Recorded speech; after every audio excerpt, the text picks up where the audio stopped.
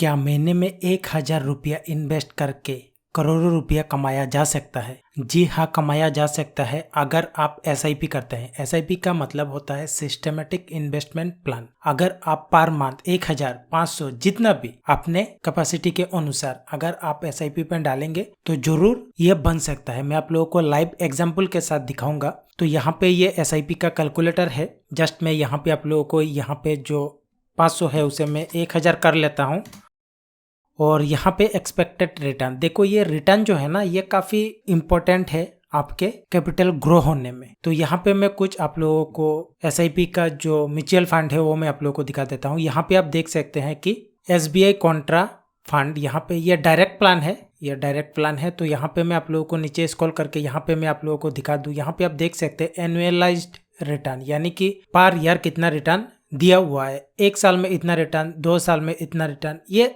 मतलब एवरेज करके। आप बोलेंगे कि 2 साल में 28 और 1 ईयर में इतना कम क्यों? देखो 1 ईयर में अगर 27% दिया हुआ है तो 2 ईयर में 28, यानी कि ये कैलकुलेशन करके एवरेज रिटर्न ये यहाँ पे दिया हुआ है। तो यहाँ पे और एक मैं आप लोगों को दिखा देता हूँ। यहाँ पे आप देख सकते हैं कि HDFC फोकस्ड 30 फंड, यहाँ पे आप देख सकते हैं।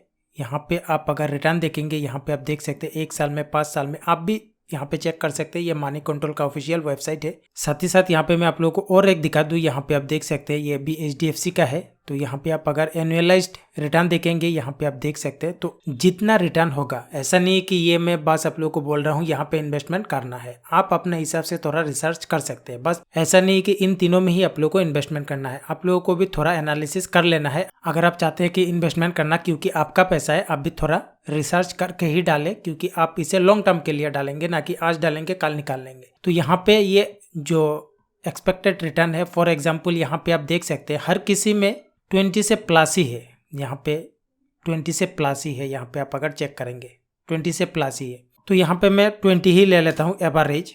और यहाँ पे आप देख सकते हैं कि 1 साल में कितना हो रहा है। तो यहाँ पे मैं उसे ये जो पीरियड है, यानी कि कितने सालों के लिए आप रखेंगे, तो यहाँ पे ये ईयर है 12 CR में आप लोगों को अगर 1,000 करके रखेंगे तो ये इतना बन जाएगा।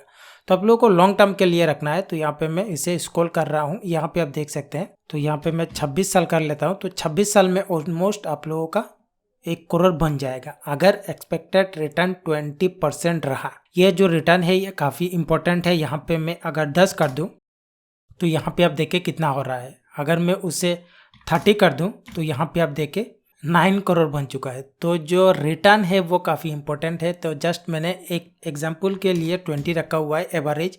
यहाँ पे जितने भी मैंने लिया हुआ है 20 से तो प्लस ही है। अगर आप लोगों को 25 साल बाद अगर आप लोगों को 25% भी मिल रहा हो तो यहाँ पे आप देख सकते हैं। अगर 30% मिल रहा हो तो इतना हो सकता है। आप देखें मैंने 1 करोड़ बताया हुआ है, 9 करोड़ भी हो सकता है। बस ये रिटर्न के ऊपर डिपेंड करता है कि आप लोगों को कितना रिटर्न होगा। तो रिटर्न के लिए आप अपने हिसाब से एनालिसिस करें। यहाँ पे आप देख सकते हैं ग्रोथ इसका किस तरह से हो रहा है, ये कंपनी क्या कर रहा है, उससे आप थोड़ा पढ़ ले। अगर आप इन्वेस्टमेंट कर रहे हैं तो आप लोगों को थोड़ा बहुत इस तरह से नॉलेज होना चाहिए, क्योंकि ये आप काफ़ी लॉन्ग टर्म के लिए कर रहे हैं। आप सोच सकते हैं 20 साल 30 साल के लिए आप कर सकते हैं। फॉर एग्जाम्पल मैं उसी को अगर 30 साल कर दूँ तो यहाँ पे आप देख सकते हैं कितना हो रहा है। और यहाँ पे मैं अगर 20 करूँ तो यहाँ पे आप देख सकते हैं। तो ये ईयर और रिटर्न के ऊपर डिपेंड करेगा।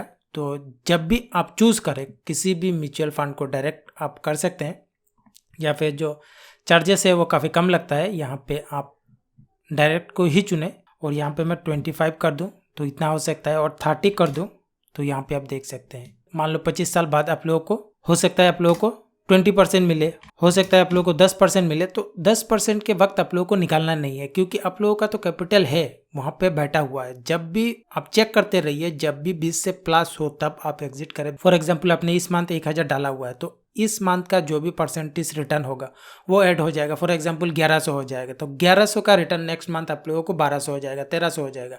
तो इस तरह से ये ग्रो होता रहता है। यहाँ पे आप देखेंगे एस्टिमेटेड रिटर्न इतना है, और यहाँ पे मैं यहाँ पे 20 कर देता हूँ। तो यहाँ पे आप एस्टिमेटेड रिटर्न देख सकते हैं। एस्टिमेटेड रिटर्न ये है, और आपका इन्वेस्टमेंट देखें कितना है, रिटर्न ज़्यादा है एज कम्पेयर टू आपका इन्वेस्टमेंट।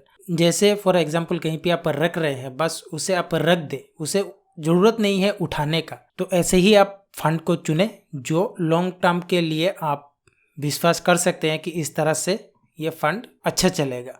तो उसी के हिसाब से आप अपने इन्वेस्टमेंट को प्लान कर सकते हैं और काफ़ी अच्छा एक अमाउंट आपके फ्यूचर के लिए बना सकते हैं।